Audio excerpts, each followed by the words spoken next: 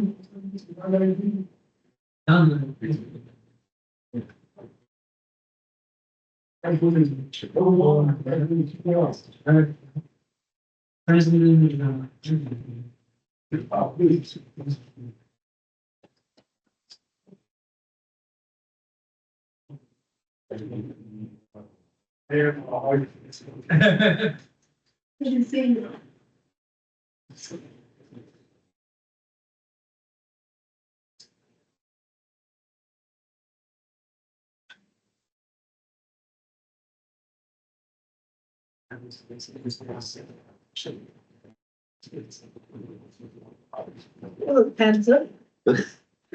More or less, yeah. That's Thomas is.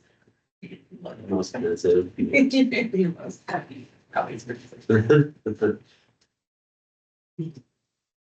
was just surprised if your background was white this week, and typically it's been, Oh, dark. yeah. I wonder why I'm not in dark mode. I don't even know. It's a good observation. I mean, it's not sad, it's just different. No, it's bad. It's bright. I'm not.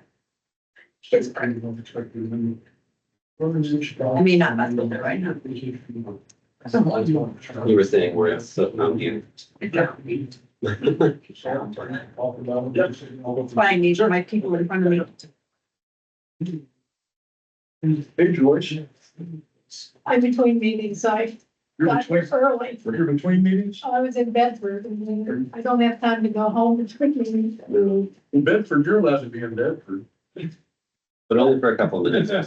I mean, under the old rules, I used to find you in Kentucky and in Illinois and places where I knew you weren't supposed to be. Cindy, where am I here? Okay.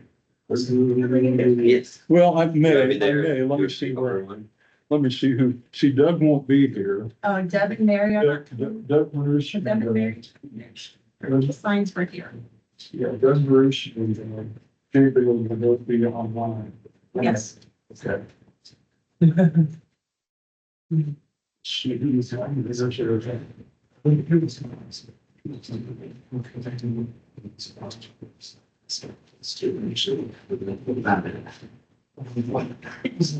They just moved you all down. They just moved you all down. Yeah, I may want to, since Doug isn't gonna be here, I may pick him up and move us down this way. Is that okay with you? Eric? Okay, the owl's just there. Pardon? The owl's just there. Oh, all right, well then, Wherever you want. okay, I'm just thinking. you know, I never even remember about the I'm owl. just thinking for purposes of the owls. Okay, by all means, we want our feathered friends. Be able to hear it louder. Yeah, we'll just leave it as it is.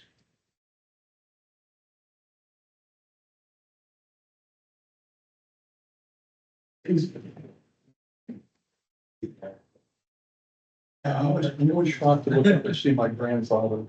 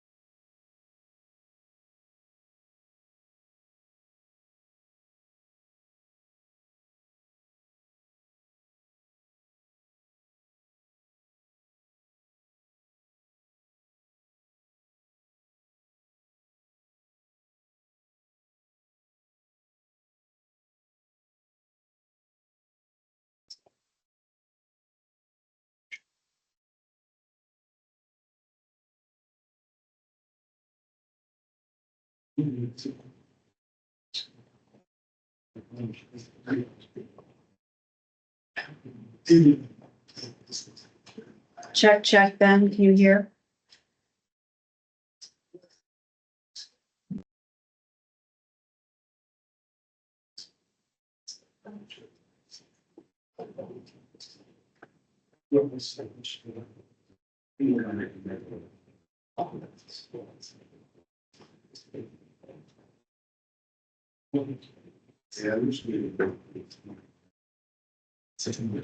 Yeah, the person who gave it is very popular. I won't do it either way.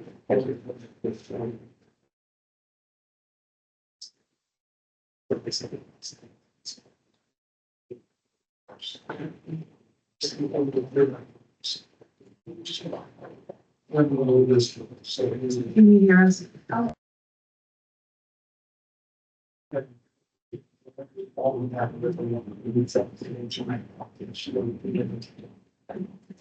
Yeah. Okay, can you hear? It looks like it looks like it's catching us. It's good now? You can hear? Okay. That's good. That makes it feel good. So it's just in the, Okay. they are Okay. starting Great. regional means. Do you know that? Okay. Thank you. Will do. Bye. I think regional would help folks. So overwhelmed. Because I think the training is so much. Great.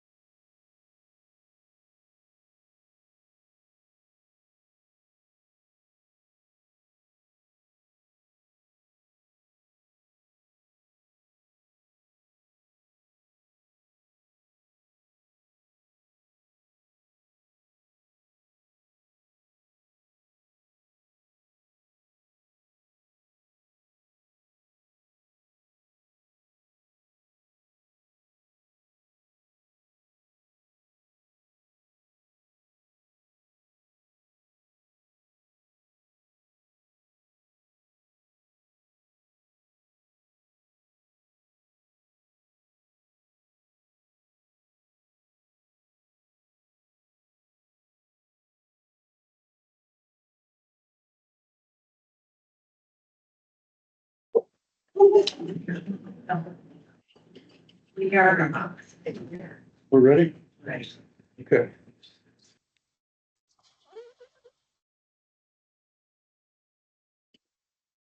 Well, it is 3 o'clock, so we will call our meeting to order. And having called it to order, I'll ask Mr. Whitlatch to take the roll. John Wycart, Present, Doug Bruce is present by, he's muted, but he's there. Doug is present by remote. Present. He's There present. he There he is. He's remotely present. Yeah, Eric Spoonmore. Here. Joyce Poling. Here. Adam Tees. Here. Jay Bear is also Here. remote. Here. Okay. And Jim Silverstein. Here. all right, thank you. Before we move on to the agenda, let me do some quick introductions. Make sure we recognize who's here today. Let me start with Schmidt. Sarah, do you want to let us know who's here from your team? We'll just make sure that's, Ready for the Associate Sarah Stead, I have Eddie Layton, and David. thank you. And Oh, yeah, of course, I know. Thanks, sorry. JS Held, our owner's rep is here, and Deb Coons and Mary Krupinski. Mary Krupinski. And Weddle Brothers, our construction manager's here. And Chris, do you want to tell us who's here with you? Sure, so it's County Able, Josh Donald, and Jeff Thanks. Okay, thank you. And we have elected officials who are with us today. I'm looking around the room. Sydney Zulik, who's a member of the city council, is with us. I know that Julie Thomas is online with us. I don't see other names. As others come in, I will recognize those individuals as well. Jay Bear is in Los Angeles and Doug Bruce is in Boston. So, and we are here. So they're in places visiting other than being in Bloomington, but they are still with us today. So with that, let's move to approval of the consent agenda, which includes the minutes of our September 11th meeting as well as claims. Could I have a motion to approve the consent agenda? Second. Okay, so moved by member Poling, seconded by member Silverstein. Any discussion of the consent agenda? Mr. Whitlatch, will you take the roll? Yes, John Wycart, Yes. Doug Bruce, Yes. Eric Spoonmore, Yes. Joyce Poling, Yes. Adam Tees, Yes. Jay Bear, Yes. and Jim Silverstein. Yes. All right, thank you. So that is approved. Item number 3 on the agenda, the treasurer's report, Mr. Spoonmore. Very brief report today. Thank you, President Whitehart. So the CIB is on step 3, currently of our, 2025 budget process. So you'll recall we went to the city council a few weeks ago to get their resolution, to consider the 2025 CIB budget, which was then forwarded to the, Food and Beverage Tax Advisory Commission. The FABTAC group heard the request, unanimously approved the 2025 budget request from the CIB. So the next step in the statutory process is to go back to the city council for final appropriation of the capital improvement board budget. That's what will be tonight. And we're on the agenda. I believe item number 1 on their agenda will be to consider the city budget. Along with that will be the capital improvement board budget. So that's where things stand right now. If we get an affirmative vote on that, we'll be fully funded for next year. Any questions for Mr. Spoonmore? Hearing none, thank you. Item number 4, project definition phase update. Sarah, are you leading off with this? We following it up with this. Eddie, if you can control the screen.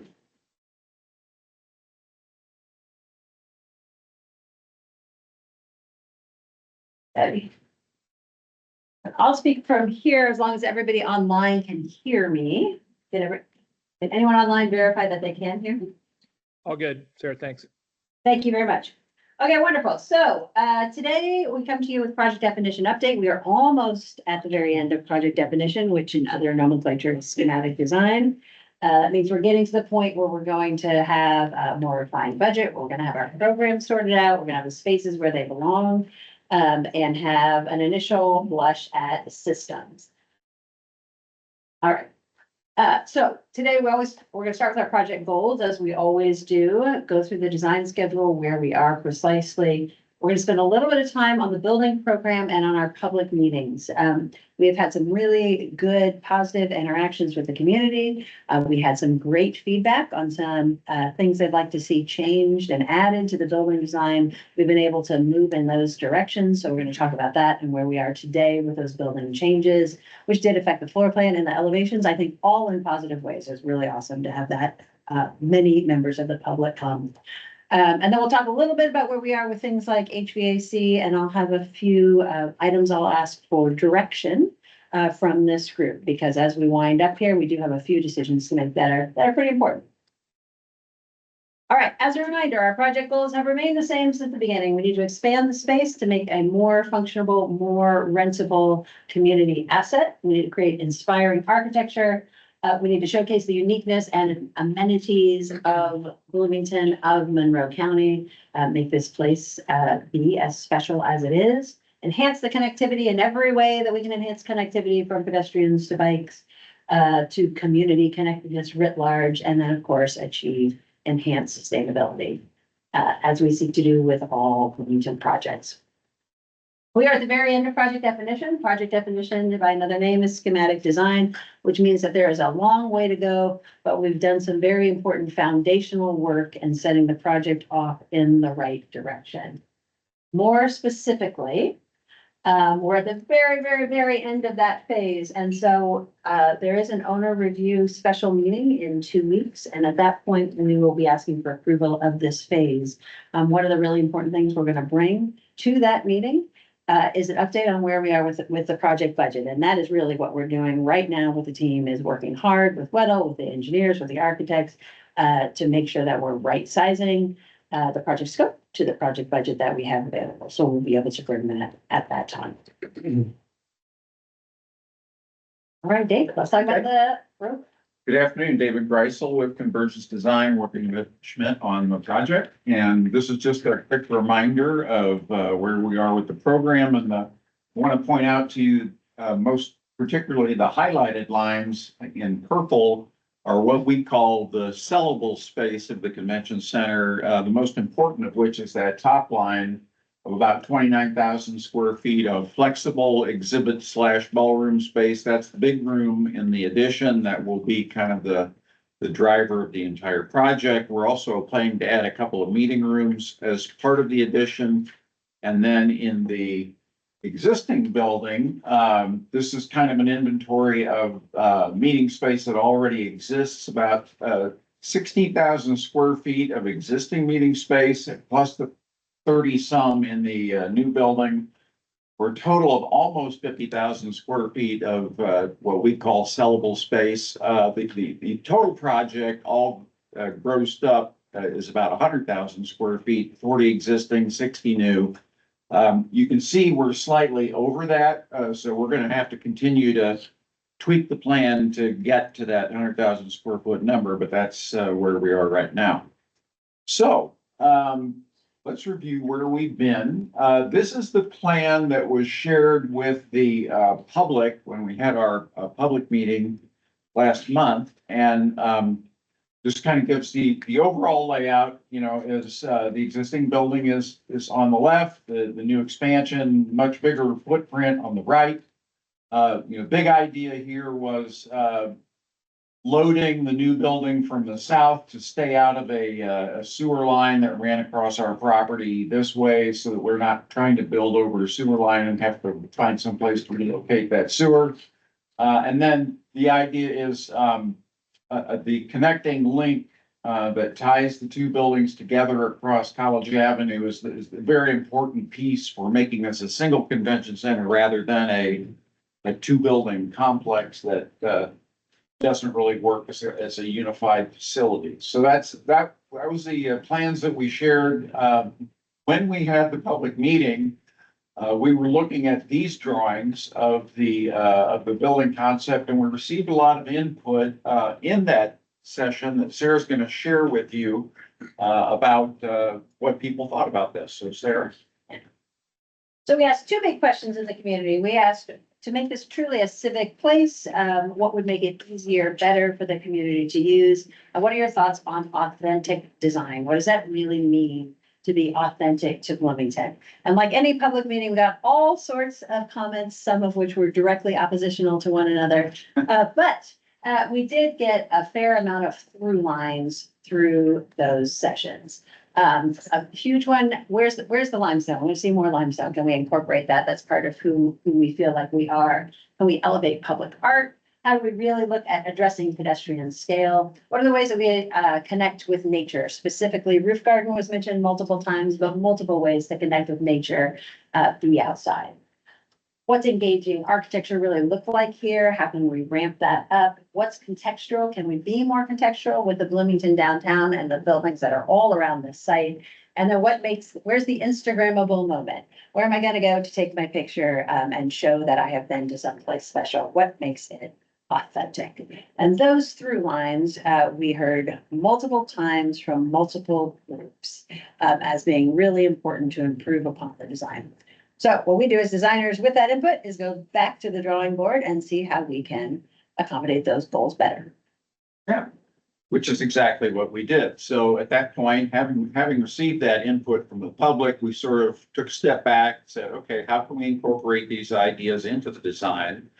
And came up with these sketches, which represent some responses, very specific responses to the input they received in public meetings. So for example, we're now showing an occupied green roof area above the building entry. This is the 3rd Street elevation, the north elevation of the building.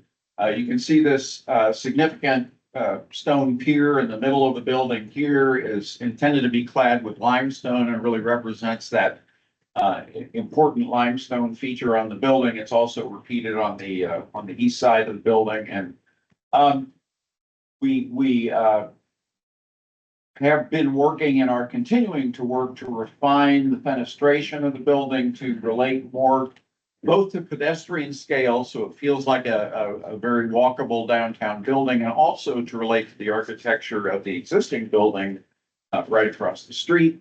And so these window patterns are intended to reflect the patterns that will be in the what we hope to be replacement windows of this building.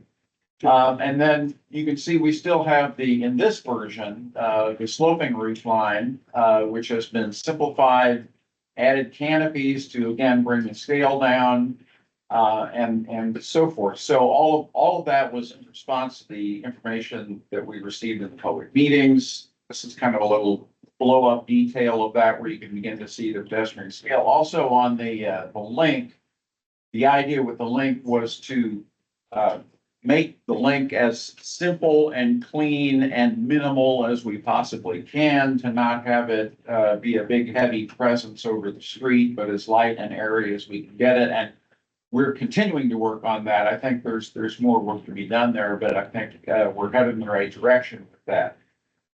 We also are looking at an alternative, and this is one of the things we're looking for direction from the CIB. An alternative that does not have the sloping roof. So if you remember, we were just looking at one where the roof soffit inclines up from that masonry pier toward the corners. And then in this version, the soffit is straight across. So it's horizontal. And this was pursued just basically as a design alternative where we're looking for some direction, but other than that, it's substantially similar to the other version.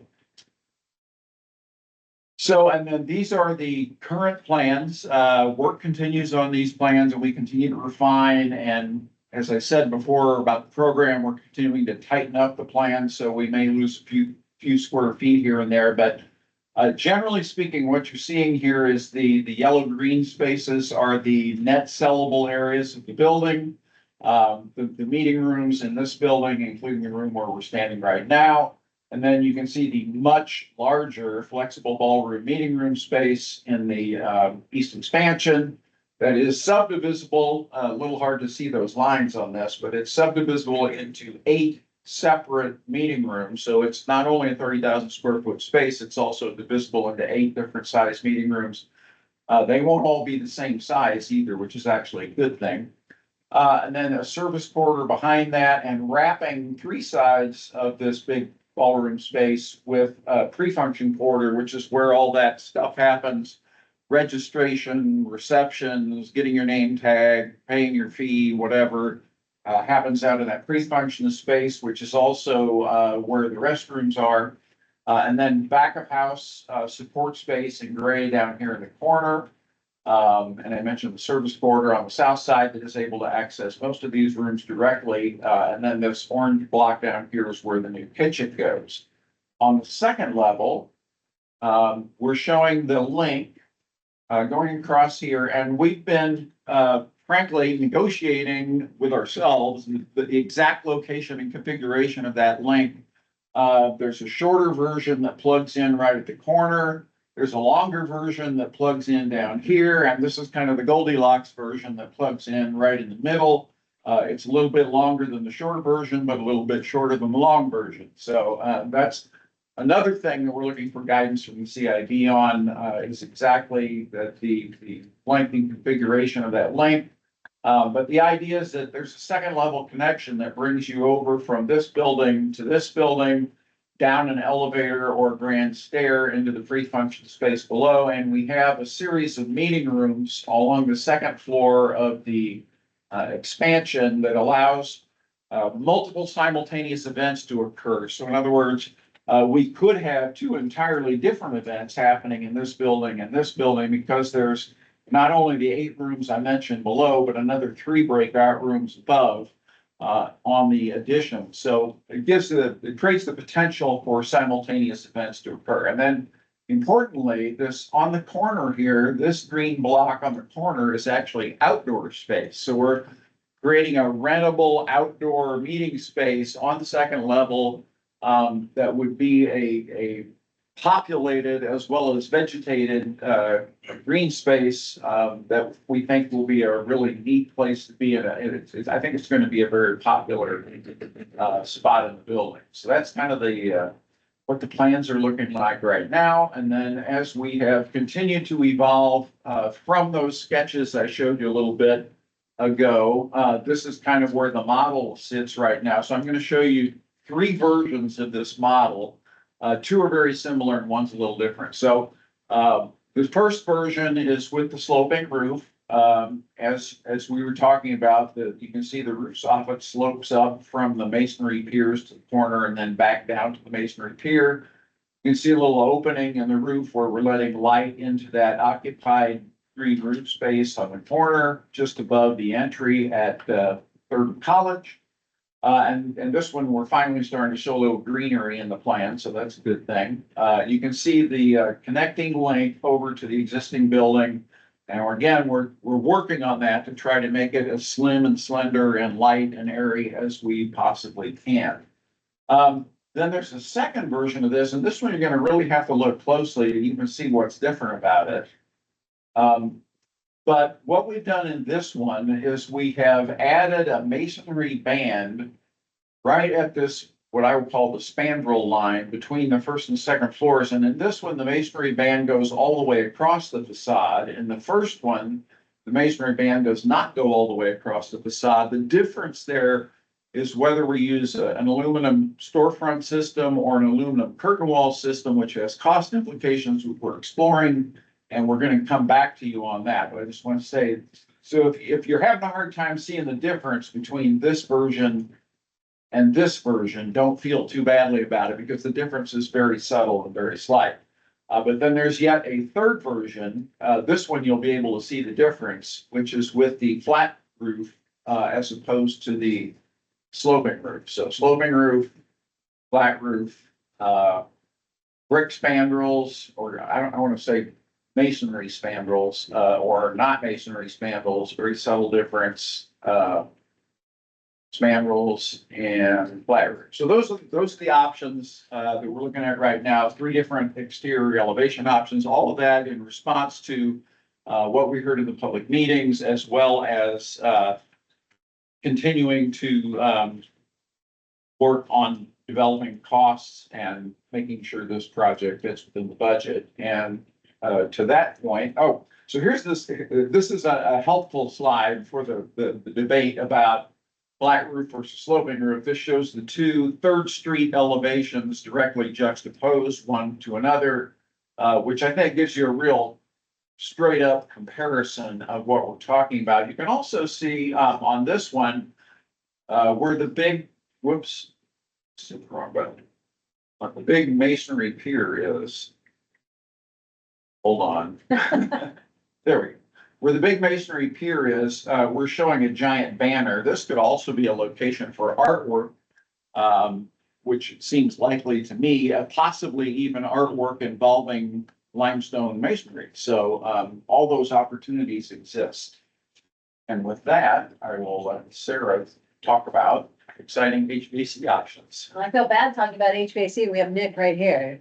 You want to talk about HVAC instead? Yeah, go there. Okay. I do the architect's version.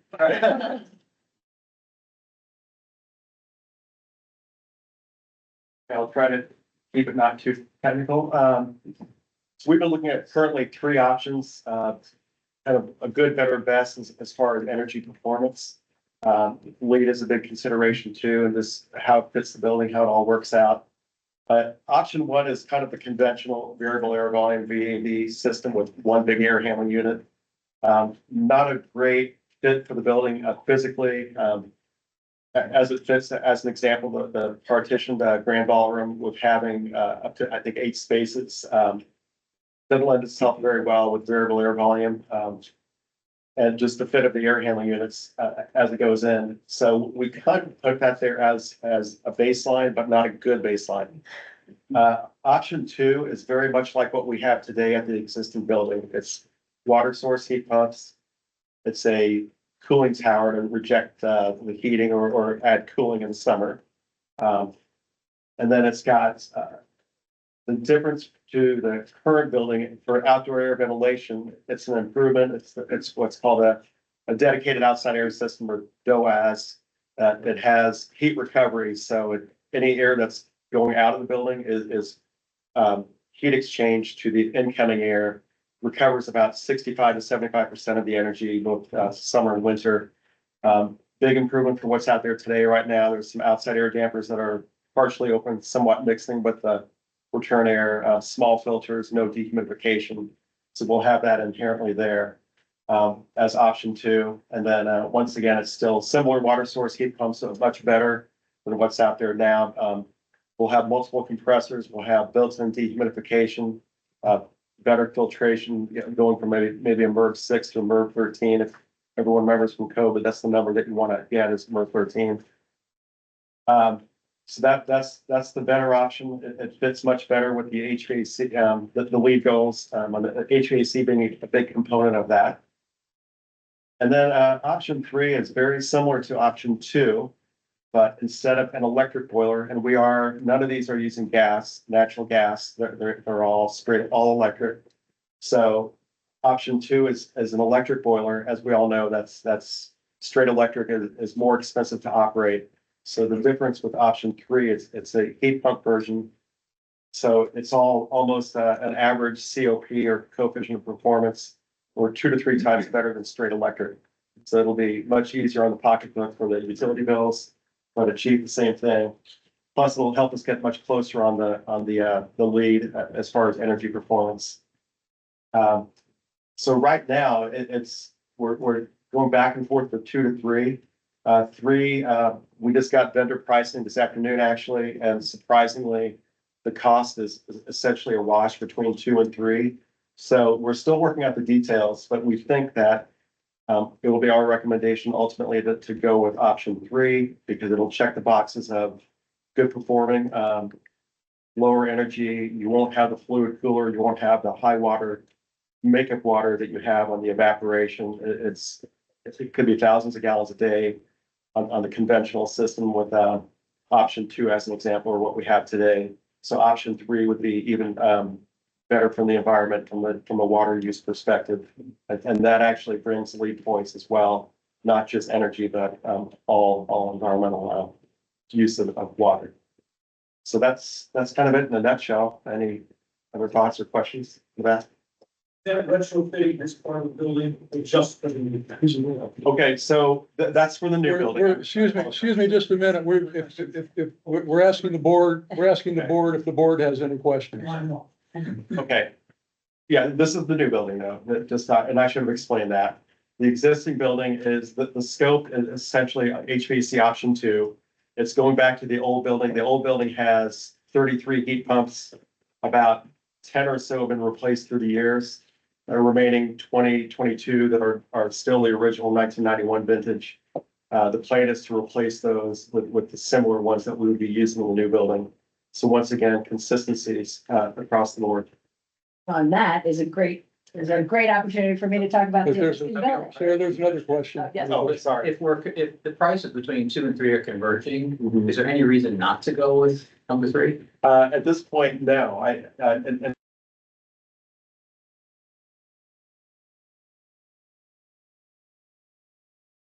evaporation, then it lends itself to fall towards option 3. And once again, as we originally presented this, we thought there's gonna be a big cost premium for 3. At this point, it's looking like it's gonna be more of a wash. So we'll be able to come back to you in 2 weeks with a full difference between 2 and 3, because we'll want the labor and the materials and all of that to come together, and they just haven't yet. But if we can afford 3 is a more energy efficient system. 2 is also good. Yes. That's right. Stacy Weddle in the background.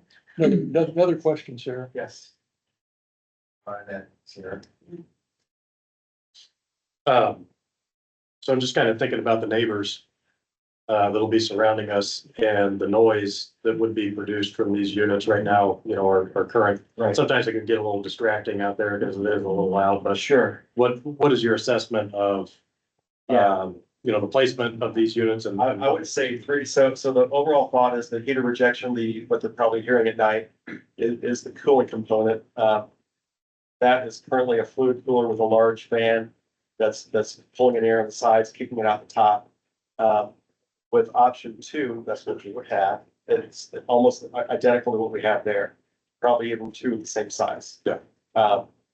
We would be looking at, on option 3 would be the smaller pressurized modular chillers. So it's gonna be inherently, it should be quieter. Well, obviously we can share the noise metrics, and that's always a concern. And there's things that we can do with the chiller, easier to mask the sound. Putting closures around it, putting compressor blankets, things like that, acoustic. But it should be, 3 should be better than 2 on sound performance. So, thank you. Any other questions from board members about the building systems? Okay, thank you. Yeah.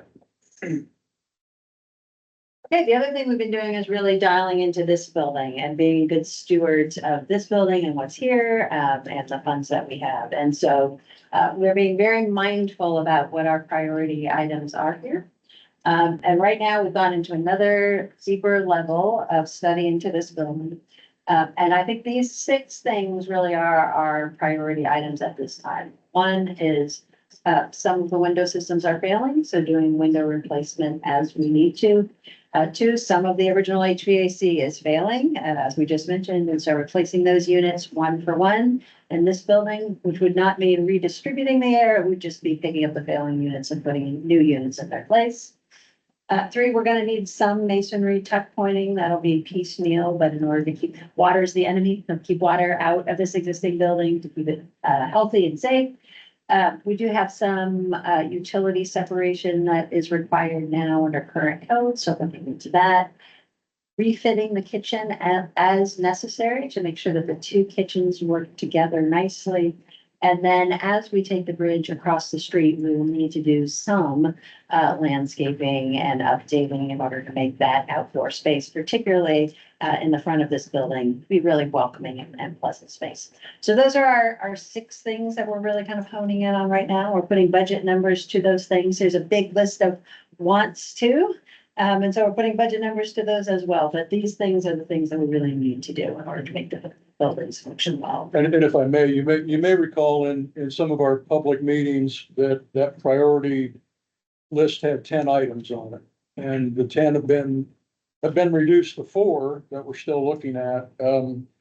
I've asked questions about the window replacement, a number of times. Can you spend just a little more time talking to us about what you're talking about as window replacement? Sure, there's two different paths that we could pursue with a window replacement. It would be wonderful to bring back the historic look and feel of all of the windows in this building.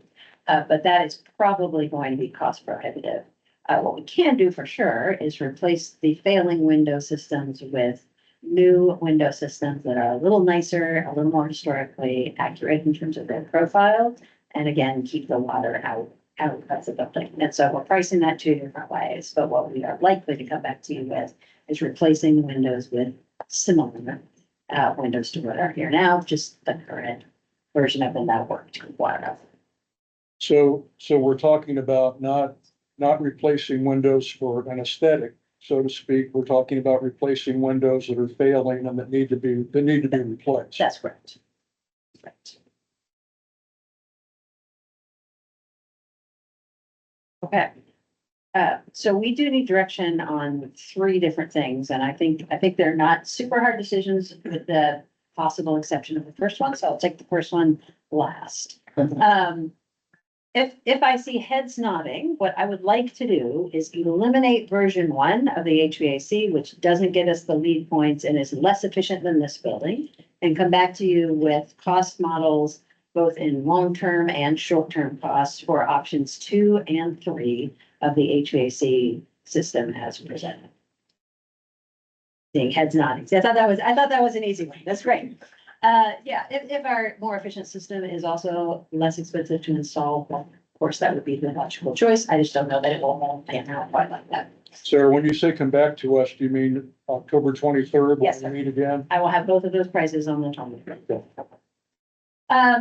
Next is the link connection point, and I'm gonna go back if I can. To briefly touch on that. I think it is an easy decision, but it is a different decision than where we were before.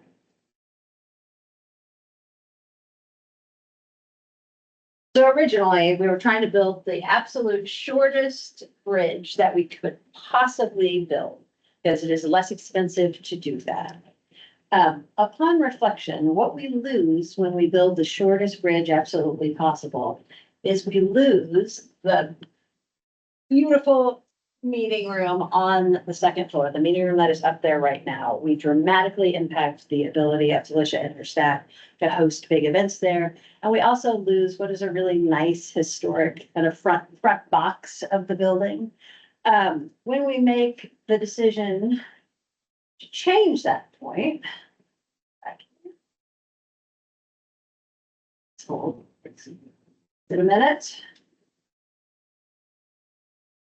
We make the decision to build a slightly longer bridge, it will cost more money. But what it allows us to do is leave this whole front end of the building, the whole east end of the building as meeting space. We do need to extend this corridor so that they mesh. We are going to impact that space slightly, but it allows us to leave and preserve the historic facade alone, and preserve rentable meeting space as much as possible. Costs a little bit more. I think it's worth it. So I wanted to bring it to you to have that conversation.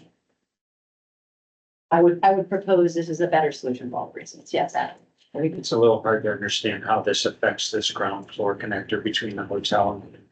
Can you give us a little more fidelity about where does this land in terms of that connector's roof? This is the Goldilocks option. So this does not impact the connector to the hotel.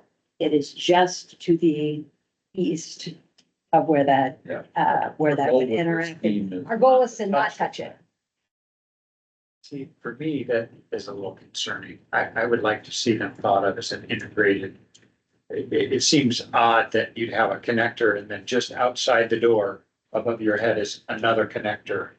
And they don't seem like they've been thought through together, even though one obviously pre-exists. Sure. I'm a little concerned about that experience, right? That you've got this ground floor connector and then you walk outside and then you're underneath another connector, as opposed to bringing this connector over the roof of the existing connector and going into this building.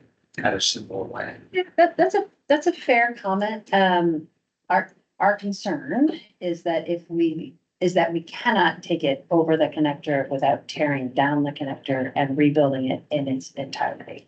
Which I'm trying to avoid doing because it would be expensive and extra square feet to touch, but it's a valid point.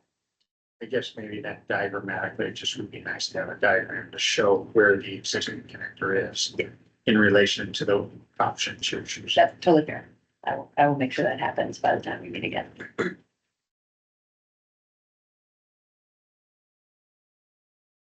So. Yes, Doug. Yeah, one of my thoughts would be, and I'm not sure if we have met with the Historic Preservation Commission yet or not, but I would think that this second version of this connector, this link, would be more favorable because it impacts the existing building that's historic less than the initial connector where we were kind of coming up right against the building and changing some of the view of the existing building and removing some windows. So my thought would be is that we may want to touch base with Hand or somebody with the HPC to start a dialogue with them, because they'll certainly have some, they'll be able to weigh in on how we're connecting to this as well. And I think it's going to be important that we get their feedback. Yeah, thank you. That's a great comment. We will do that. So, I mean, physically, we don't, I know we haven't put this out for bids. We don't really know cost of this, of the connector. But just, Yeah. is it because it's 30% longer? Is it 30% more expensive? Like, what are we talking about? Essentially, yes. Okay. Yeah, you've got it. And we'll trade off a little bit on minimizing the work we have to do inside the building to make the connection. The further to the east, the more work we have to do in the room that is above us. But you're right on. Just more steel, more. And the bolts. connector is a large component of this project. So proportionally, no, it is not a large component of this project, but it will be hundreds of thousands of dollars since it's expensive. You know, my only comment is, you know, not necessarily about the design, but it always strikes me as contradictory that we're trying to expand the space that we have for conventions, but we're looking at knocking about 2,000 square feet of space off of a large room upstairs in the initial length. Which seems contradictory to me, that we're gonna lose space when we're trying to expand. I'm also sensitive to the design element of all this, that we want to preserve this building as much as we can and the historic nature of it.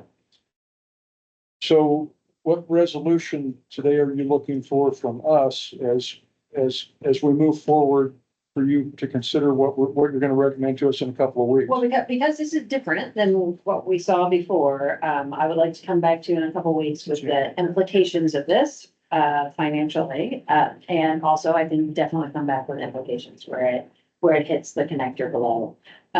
This is, I believe, the preferred direction of the design team. But because I know it is gonna cost us a little bit more money, I want to make sure that we have buy-in to continue exploring it. Yeah. And are both Jay and Doug waiting to, yeah, why don't we take Jay Bear? Jay is asking to be recognized. Looking at the design here with the longer link, it empties out into the existing building, into the great room, not into a pre-function space, as far as I can tell.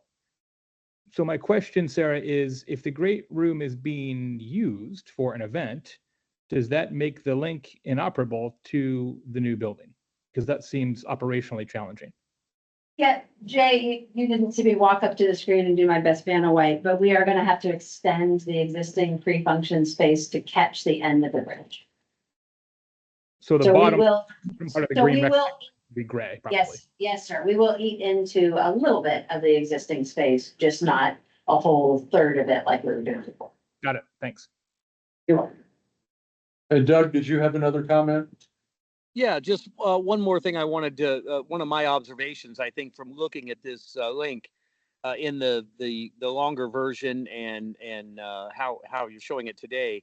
I think what I like about it is that because it is set back further from the intersection of Third and College, I think that also helps minimize its impact. It pulls it down the street a little further and not right, at the intersection.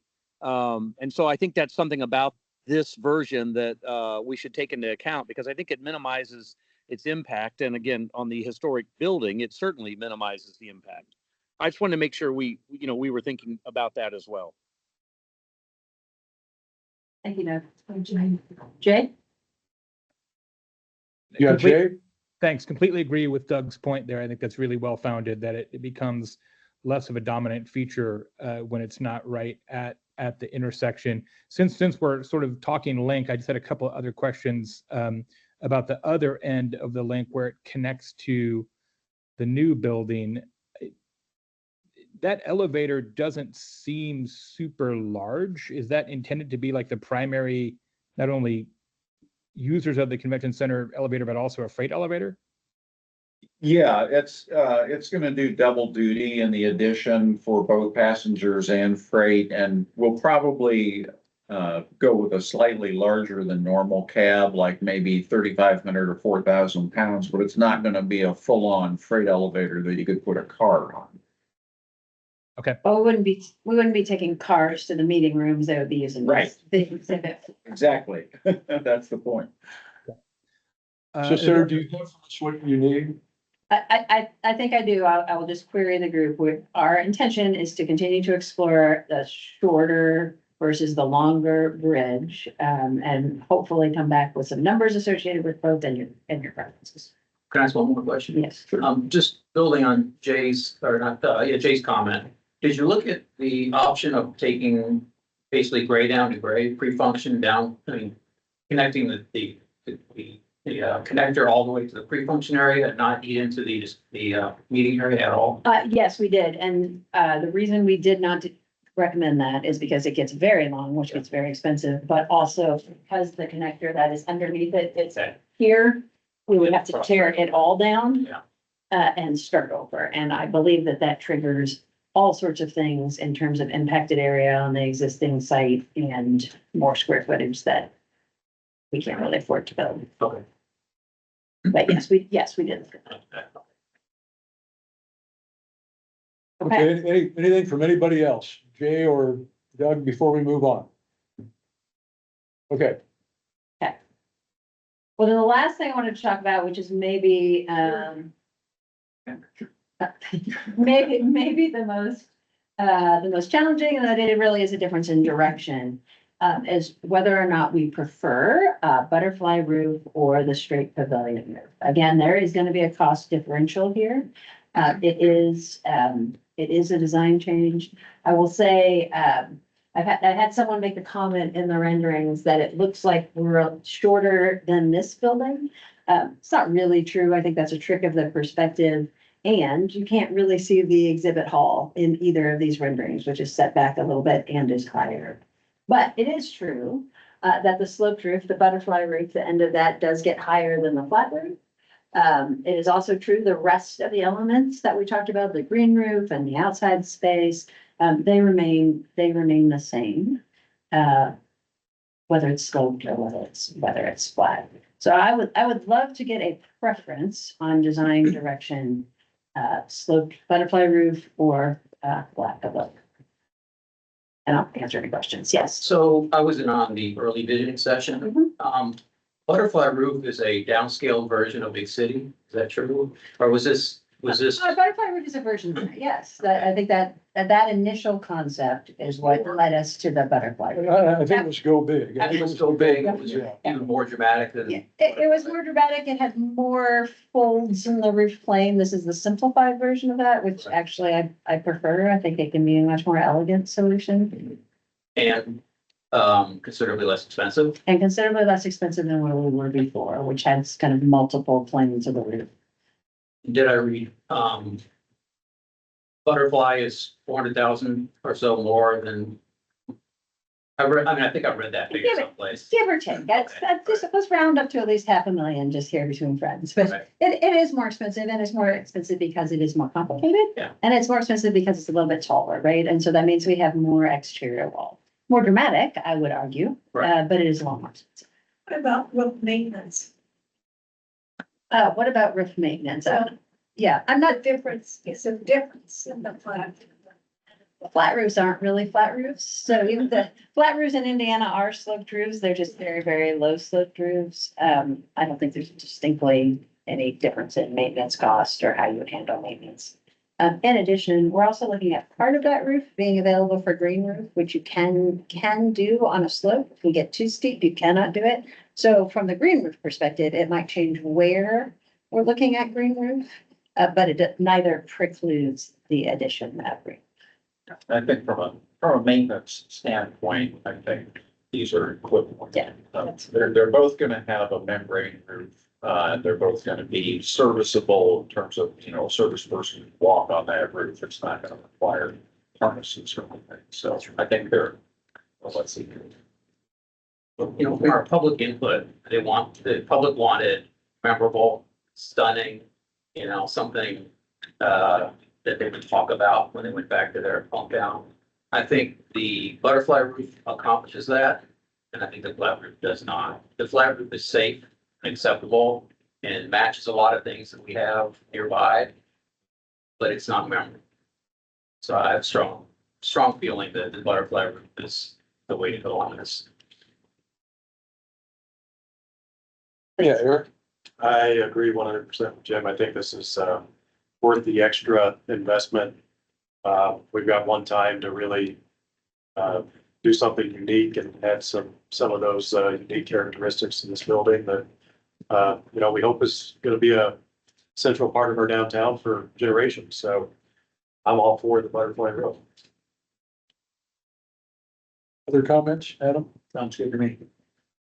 Yeah, and I would, if I may, I would just like to say, as I made notes from our public meeting, some of the comments were, a design that's visually stunning that people want to come back to. Architecture should be spectacular, should be welcoming, and an Instagram moment, you want to get your picture taken around. And aesthetically inviting, and I know there's a cost differential, even the number that I heard, not that these numbers are not important, but it represents less than 1% of the total overall budget of this project. And we're gonna get one chance to make a statement with this new facility. And I found myself repeating this often over the last week or so. We don't get a second chance to make a first impression. And in my opinion, the butterfly slope certainly makes a different impression than the flat roof does. So I'm very supportive of us moving forward with the butterfly roof concept. This picture's very dark, but it's still, if it was lighter, it would still show the brick and the limestone. I know the brick you're gonna try to match the color of this building. Limestone is limestone. It usually matches itself pretty well. So if that was lightened up, it would have a lot of those features.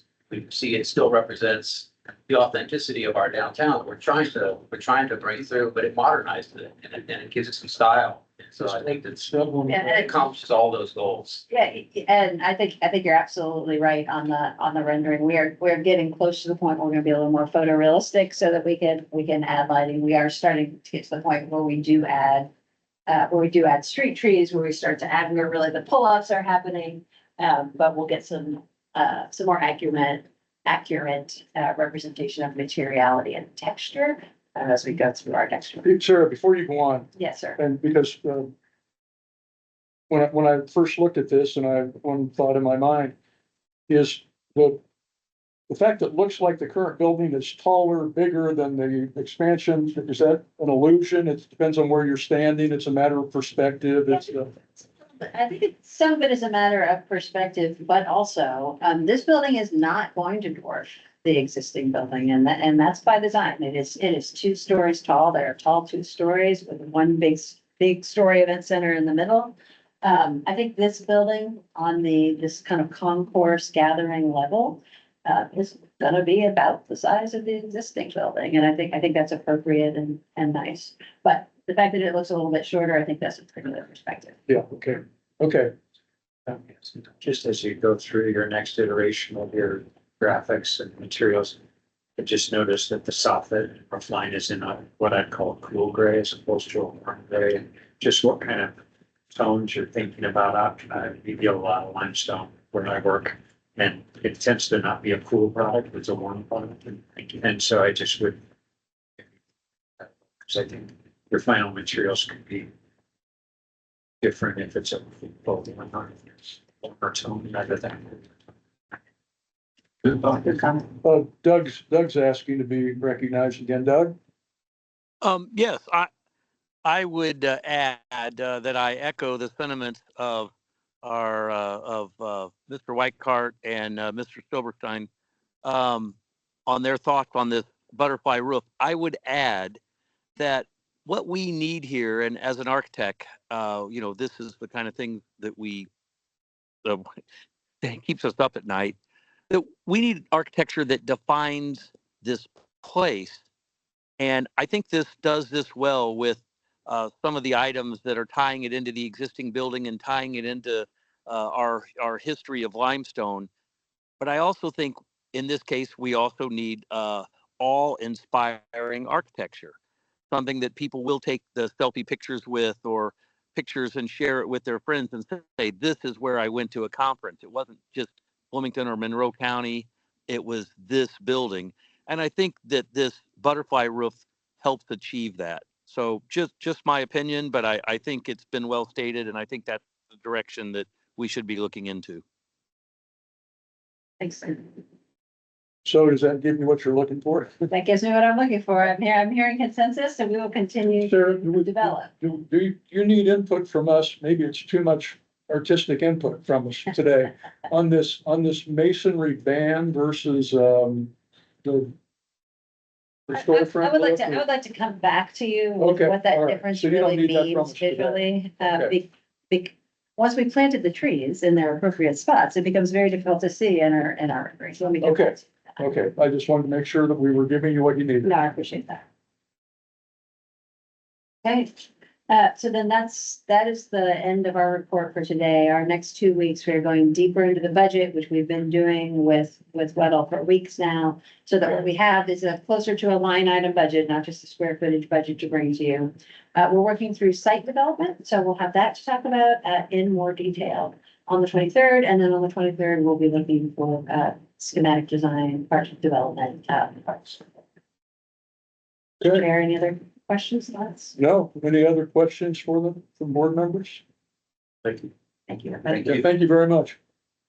And I want to compliment Sarah in particular. We talked about input we've received, and let's not forget, we did have a public meeting in September. We had the elected officials meeting the first of this month, but we also had meetings back in July over 2 days with staff of the convention center and with the Visit Bloomington, with external groups.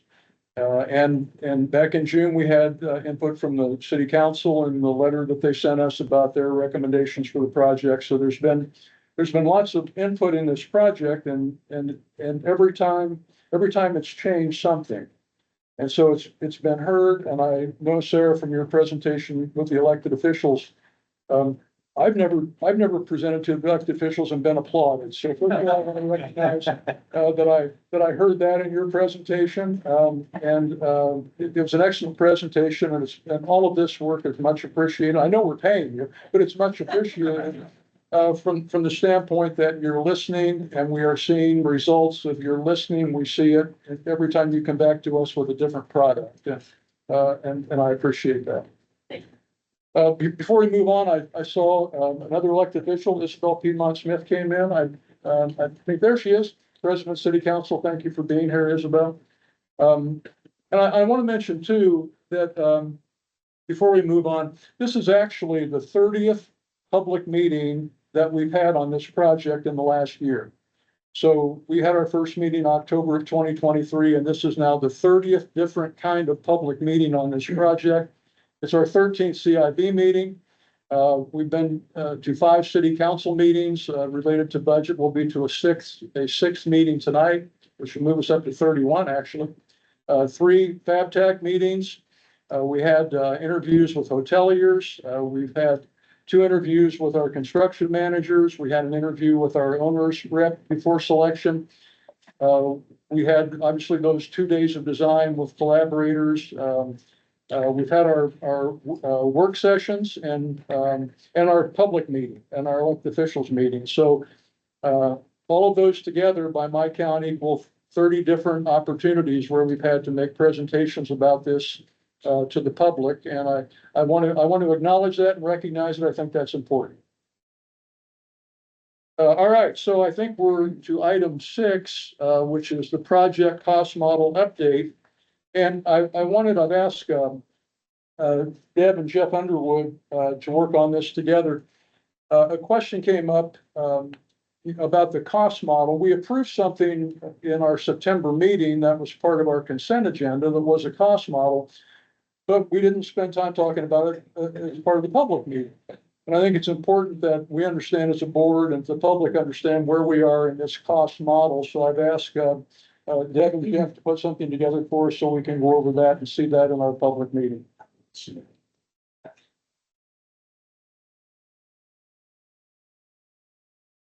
John, I will start by saying I got applauded twice by the city council. Both times when I announced I would be leaving this. I was gonna say, okay. As John said, we included this as a part of the consent agenda last time. I just want to go over it briefly with you all. You'd asked us to put this together, and thanks to Schmidt and JSL for assisting with this. So essentially, we have the main components of the budget, which is the construction budget, which is well at just under $52 million. And then secondly, below that, are the direct construction costs, utility connections, environmental, communications equipment, security, 1% for the arts, graphics and signage, relocation services while construction is going on, we'll have to put people in and out, furniture, fixtures and equipment, contingency lines. So those are the direct costs on the construction side of things. And then the softer costs, architectural, which is Schmidt, the direct costs, and then some consultants that they would have. We also will have a commissioning agent that will come on as we bring different aspects of the projects online. They will go through and make sure everything was installed correctly, that we've got all the warranties and all the operational manuals and the training has happened. And then the things that you're used to seeing, owner's rep, and then the CIB part of it for legal controller and other, just projecting those out at flat lines to match the current budget.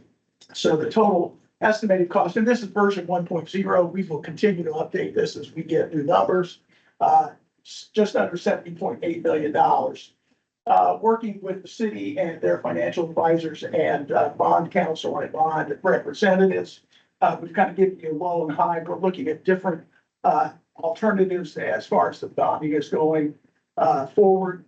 And we hope to be in front of the city council early next year and have funds available by April the 1st is the current plan. So you can see cash on hand at $17.4 million. Estimated food beverage revenues 24 through 27 of about 16.5 million. Net bond proceeds, and this would be the cash that would actually come into the account after we've paid all the associated costs. And then we're looking at funding the debt service reserve. So this is an option that we're looking at, that we would fund that out of available funds rather than out of the bond proceeds or an insurance program. But those are still being looked at. And then obviously you're going to have to continue to start to have debt service payments over that life. We're looking at the timing of that. So we've got some options there. So you see that the net revenues range between $69 million and $71 million. Just over $71 million. And then looking at the net cash position, so we're somewhere between $900,000 to the good to $1.7 million short. So we'll continue to work through those and refine that. And obviously, as we get updated numbers on the budgets as well. So we'll update that for you as we get appropriate numbers to come, on that. Happy to answer any questions. Deb, did you have anything you want to Yeah, add? I would just add, there are some sort of industry rules of thumb here in terms of budgets. Typically the construction part of this is around 75% of the total project budget. Ours is running 73%. It may creep up a little bit, but it's in that range. We're definitely hitting some key targets from that perspective. The other thing I would just mention is you have hired a lot of professionals to help you in this, really probably the three biggest, which is that you're going to pay, which is the construction, because it's going to be 73 to 75% of the total project budget. Also the architect, which is the next biggest, ours, but there will be other vendors that we will need to go through public processes and make sure we bring those back to you at the appropriate time, like a commissioning agent was just mentioned. That's one of those, how are the graphics and signage? How are we going to get that procured? So it's not yet time for those, but it will be coming soon. And so just be prepared. There will be more contracts, but we've got those things budgeted and try to beyond the construction, make sure that we're sort of hitting all of the other owner costs that will happen as a result of a construction project. Okay, questions from any board members? Mr. I Teets? want to say thank you. This is what really matters to me, because this is the total project cost. Construction cost really doesn't matter to me. Total project cost does, so this is really helpful. Anyone else? Any other comments from board members? Okay, thank you, Jeff. Hotel update, from the hotel evaluation group and Mr. Whitlatch, whom we tasked with forming the, hotel evaluation group, and I'll ask him to report out on where we stand at this point. Thank you. The hotel group has met on a couple of occasions. We obviously considered the RFPs, were involved in that. The full board acted as a committee to review and interview those. And the hotel group has met again today. And we are prepared to make a recommendation to the CIB on the hotel issue. Jim, I'm sorry, would you identify the hotel group? The hotel group is myself, J.S. Held, and it's John and Doug Bruce and Jay Bear. And I think that's it. And we've had some other people there from other advisors there as well at different times, and other advisors from J.S. Held. So that's been our group. So at this time, after having met and put together this information, and after reviewing the interviews and other information, we have met and recommend that Dora Hospitality would be the hotel developer that we are recommending to the CIB today. And that recommendation would be that they be recommended in providing a hotel consistent with their response to the RFP, consistent with their interview, and with the understanding that they will have an agreement with the convention center regarding room blocks and working cooperatively with the convention center.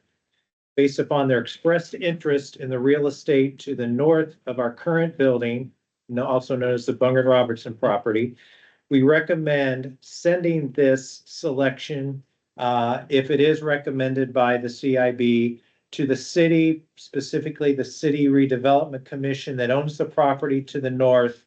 And we encourage Dora Hospitality and the City Redevelopment Corporation to enter into prompt negotiations that we hope lead to a mutually beneficial agreement to build a full service hotel to the north of this convention center. So that is our recommendation, that we would ask for a motion for further and a second, hopefully, for further discussion.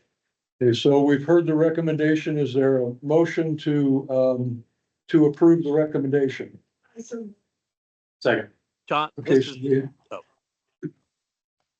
is, we have, sounds like we have multiple recommendations, and we have a second. Let's use Joyce's recommendation and Eric's second, being present in the meeting. Doug weighed in as well. So let's open this up for discussion. So we have a recommendation to move Dora Hospitality forward, and for them to, and also that that we recommend that the RDC begin to enter into negotiations, perhaps with with Dora that may involve public offering of that property to our north. And, that's the motion. So, let me open it up for discussion. Is there discussion of the motion? Mr. Spoonmore? I love the recommendation. I support it. My question, I guess, would be, how do we communicate with the RDC that, and yeah, how's this gonna work? We need to get a sense of urgency behind this, I think, and we're probably all aware of this, that what we've heard from the hotel partners was that their time frame for completion would be a little bit beyond the ideal time frame when we open up the new center. So I think time really is of the essence to get working in earnest on these negotiations. Who's gonna be the point on all of that for the CIB, and how will we continue to get updates into the future on whether or not we need to go a different direction, I guess, if things break down? Well, I think Mr. Whitlatch can communicate to the city the action that we've taken today. I see Mr. Cassidy in the audience, who's a member of the RDC, and he's probably heard everything we just said, so I imagine he'll carry it back pretty quickly. And obviously, we're urging them to move forward without delay on this. So I'll ask Mr. Whitlatch to communicate this motion that's been that we still have yet to vote on, but if it's approved, I'll ask him to communicate that with all urgency to both the city administration and the RDC. Any other discussion or comment? All right, hearing none, you should please take the roll, Mr. Whitlatch. Yes. John Wyckoff, Yes. Doug Bruce, Yes. Eric Spoonmore, Yes. Joyce Poling, Yes. Adam Teese, Yes. Jay Bear, Yes. and Jim Silverstein. Yes. All right, so it's been approved unanimously. Thank you. And you'll communicate that? I will. I will. Very quickly. All right, item number 8, preparation for approval of the project definition phase. Deb?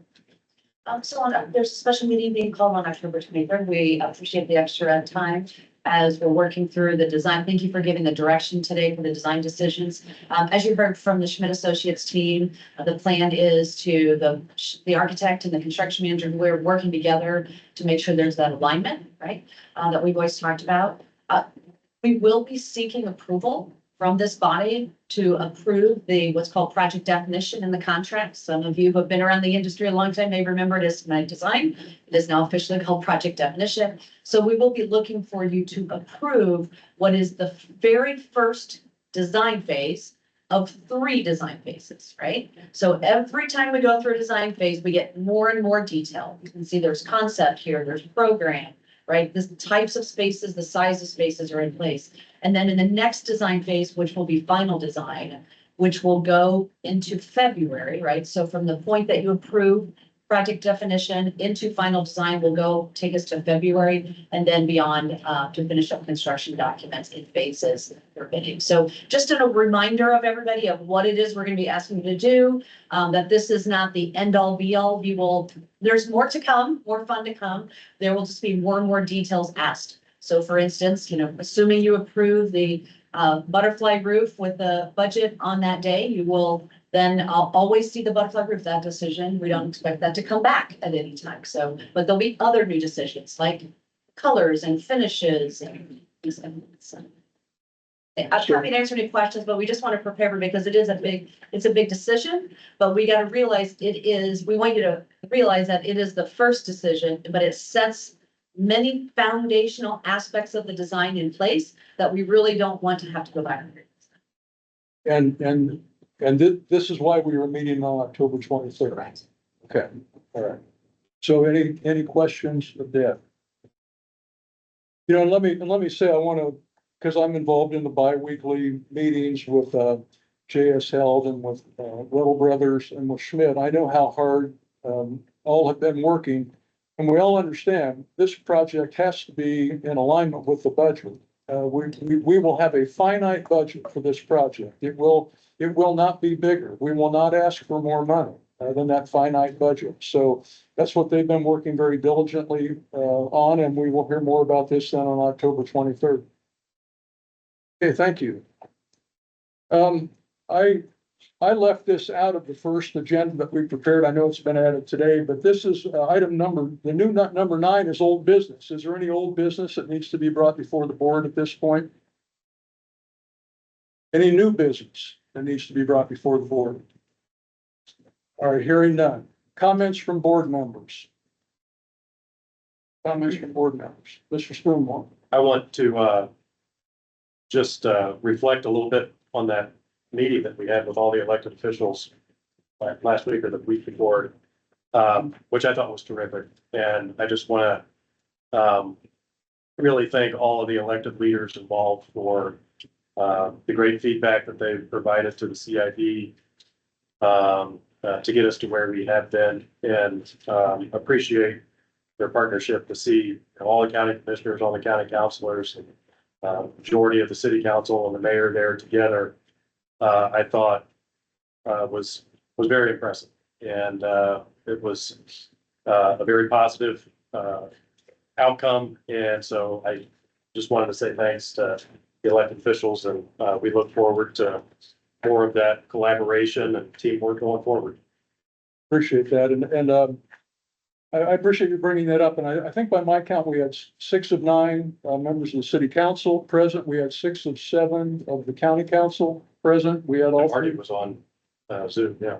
Yeah, we had all 3 of the county commissioners and the mayor. It was a huge turnout of our elected officials, and I'm most appreciative of their attendance and their comments in that meeting. Jay. Pardon me? Jay. Okay. Oh, Jay, yes. Jay? The one thing I'd love to cover in the meeting on the 23rd is perhaps a presentation from Sarah, maybe with Talisha as well. Just talk a little bit about the operations of the new center and the revised center. Some of these questions that we're being asked or we're going to need to weigh in on do have some operational considerations. For example, in the most recent drawings, there is a cafe on the first floor, which doesn't exist now. Like, what is that? Who runs that? What's the intention of the cafe? Right now, in the current center, there's a very small room for Marquee's audiovisual staging. If we have a convention center that is 4 times bigger, where's all of Marquee's additional AV going to go? So there's just some things we need to talk about in terms of how this building operates that I think will allow us to make better decisions as these designs get more specific over time. So I'd love to see some operations discussion in the next session. Okay, thank you. Any other comments from board members? All right, next item, comments from the public, and let me remind the public that we've asked that you limit your comments to 3 minutes. Anybody from the public who wishes to make a comment? Yes. I'm sorry, you're standing, go ahead. And identify yourself for the record, please. Yes. Yeah, you can come up here. My name is John Whitaker. I'm the business manager for Iron Workers Local 22. I'm here as a representative from the South Central Indiana, or South Central Building Trades. I prepared this, so I'll keep it way under 3 minutes for you. The South Central Building Trades Council strongly encourages the Monroe County CIB to utilize a project labor agreement for the convention center expansion project. The PLA is an insurance policy for the taxpayers of Monroe County, and it would have numerous benefits to the community, including, but not limited to, guaranteeing that the project is built by competent local workers, trained to deliver the highest standards of safety and craftsmanship, promote utilization of local workforce to help ensure that taxpayers funding the project benefit from its construction. Additionally, PLAs help expand opportunities for veterans and disadvantaged workers from disadvantaged backgrounds, so they're more likely to be included on the construction of the project. Studies show that projects covered by PLAs are more likely to be completed on time, within budget, and for this reason, we have numerous private companies and local municipalities utilize them across the state. Thank you for your time and consideration on this, and once again, we encourage you to utilize project labor agreements. Thank you very much. Okay, thank you. Yes, next. Your name for the record, please. Hello, my name is Joe Davis. That's spelled J-O-E-D-A-V-I-S. And I am here to give you public notice that a class action lawsuit will be filed against this project if the budget is approved tonight, adopted by the city council, the common council. The next steps are, we'll file a tort claim notice to the defendants.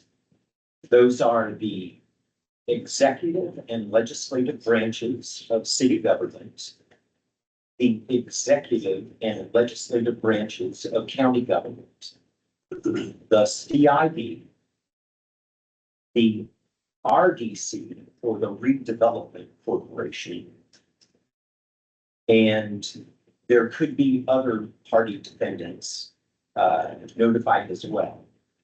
Now, the city is self-insured, so we won't really need to wait for a tort claim notice to any entity or company that is represented by the city government. However, any body that's associated with the county, that's a different agency. And so that tort claim notice is going to need to be filed with with Todd Rokita, Attorney General of the state of Indiana. Probably there'll be a notice as well to there's a state sort of insurance board.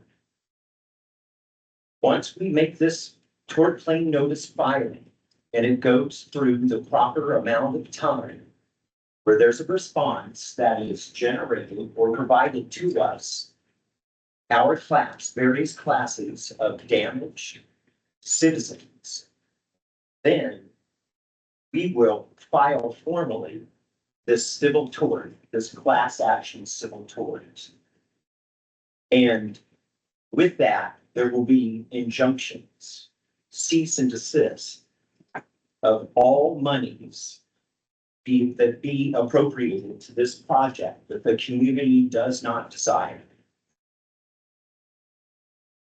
That injunction will contain a temporary restraining order, a preliminary injunction, and a permanent injunction to keep the status quo in place until the courts can address the merits of this class action lawsuit. So this is your notice. Thank you, Mr. Davis. Your time is up. Your 3 minutes is up. Thank you. This is coming. Okay, thank you. Appreciate the notice. Next.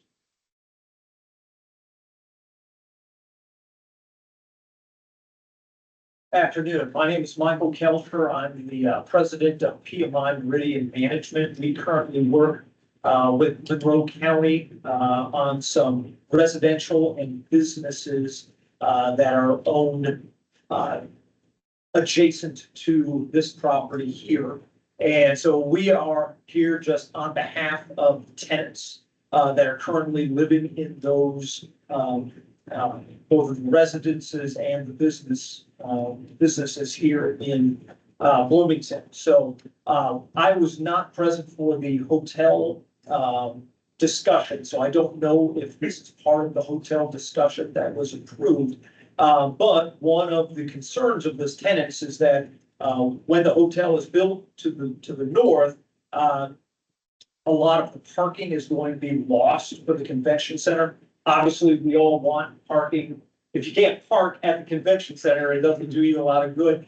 We are very nervous, though, that those buildings that are housing these businesses and residences are going to be torn down. And now we have Bloomington residents, Bloomington businesses that basically have no place to go. And so we are just here, we are fully behind the expansion of the convention center. So we are fully behind having another hotel. We are just worried about our tenants. And so we would like to have some kind of a discussion. We're looking forward to working with the city, with the county, with the convention center to address what do we do for those tenants, both business and residents. Could we build into the plan some kind of temporary location assistance or having different places. We understand, hey, we need we need that space for parking if necessary. But we also know we don't want to kick people out onto the street, especially in this neighborhood without some kind of alternative. So we would love to be part of that discussion. We would love to see what the city, what the county, what the board has, if they have some good ideas on that. We just don't want these people to be forgotten in this entire discussion. So thank you for your time. Thank you. Thank you. Thank you for your comments.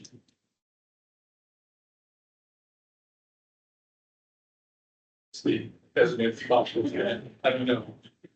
My name is Steve Bull, and thank you for your thoughtful deliberations so far for the past year on this project.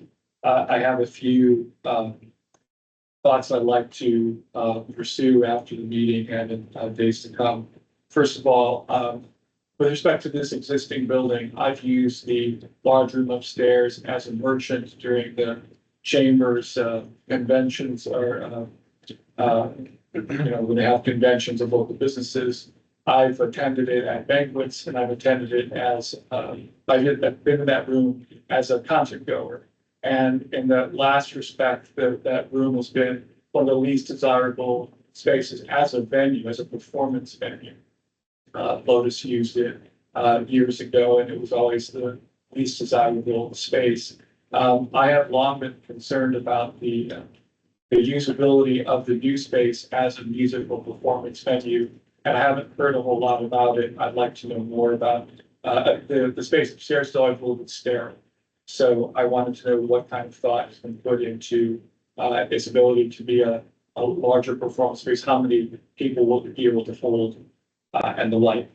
I'm interested to know more about exactly how where's the front of this building going to be, what exactly will be considered to be the main entrance and how will it be signed in a way that can be seen from the distance, with the news that the hotel space that's being considered is not to the east of the building, but to the north. How will design a hotel affect the overall view of the new completed project as people approach it from what will be likely the most common direction, which is heading south on College Avenue? Does the CIB or will the CIB be interested in making recommendations to the city about the redesign, about the potential redesign of the intersection at Third and College? Because right now it's been long neglected infrastructure that whose appearance will affect the success of the new building.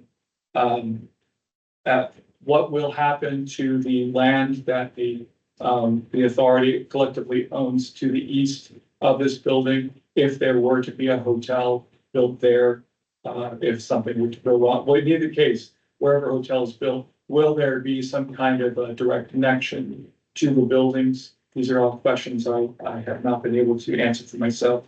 Finally, with respect to the redesign of the space between the Marriott courtyard and the existing building, will that space simply be ceremonial, or will it have opportunity for retail in the form of a permanent cafe, or perhaps food truck operators to Mr. Bolin, your time's up. I'm sorry. actualize the space? Thank you. Thank you.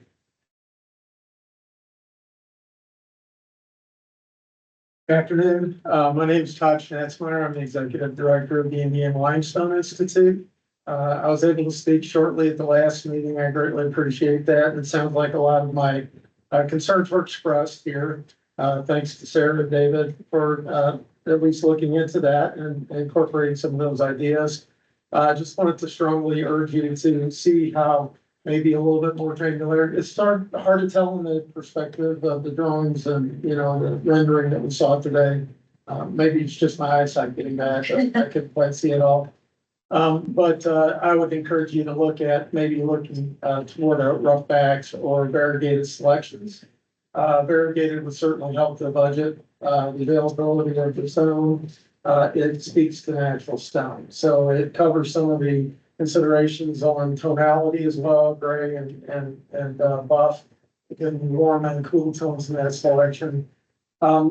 There are a lot of directions you can go with that. There's a lot of references in town for Massler and Tri North for, entertainment venues like the Woolery, where you get the sense of scale in the stone as you walk up to the building, create that memorable event that you're looking for.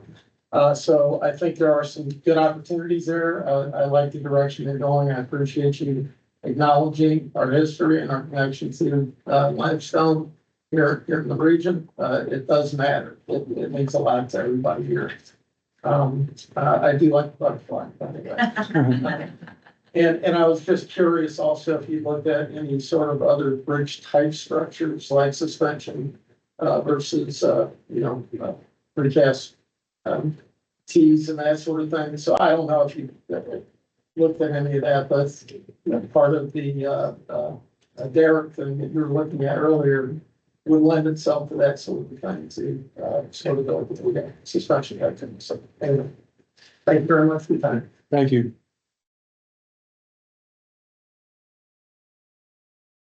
Hi, Isabel Piedmont Smith, Bloomington City Council President. I just want to say a few things about the design and how it's evolving. So the pedestrian bridge coming to the side of the current building rather than connecting across the front, I think is a great idea.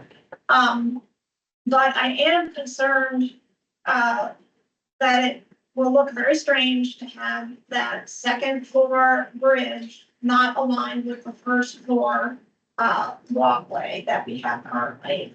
And I guess if it's really prohibitively expensive to put the one on top of the other, I think it would be a big concern to make it look like it's not a mistake, to somehow maybe play it up and say, bright colors or some kind of contrast to make a statement with it rather than like, what is going on here? I'm exiting and I'm under this thing and you have to think about the pedestrian experience on the ground floor.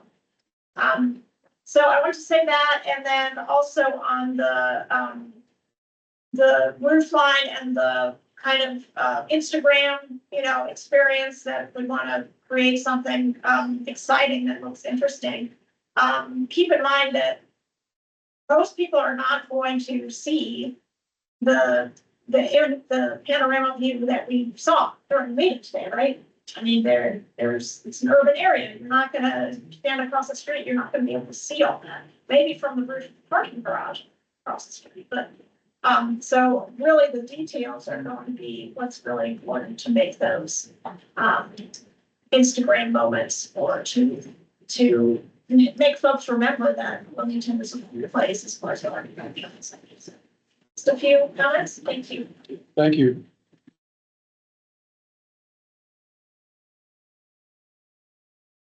My name is Amy Keller. I'm in my sister's closet in Monroe County. And I'm very happy that you chose a hotel design that's going to be north. We are directly south of the current convention center, and we feel very strongly about our positive partnership with the convention center. We provide services, tools, and training to women who are in poverty in different various situations of homelessness and domestic violence and other issues to move them out of poverty by way of employment. We try very hard to do this with a sustainable business model that includes women from the community who use this as a place to shop, to find things that they really want. I hope that if down the road you decide that it is necessary to relocate our services, that part of this plan would include something in a partnership to help us make sure that these services can help. Thank you. I don't see anyone else waiting. And this has been our most expansive public comment opportunity. So I appreciate the public's growing interest and the comments that you've all made. So thank you very much. All right, the next item on the agenda is next meeting, and we've heard it mentioned often, but our next meeting is Wednesday, October 23rd at 3 p.m. In this building. May not be in this room. I'm not sure exactly. Oh, across the hall. directly across the hall, and what's the name of that room? Okay, so across the hall rather than here, but October 23rd, Wednesday, 3 p.m.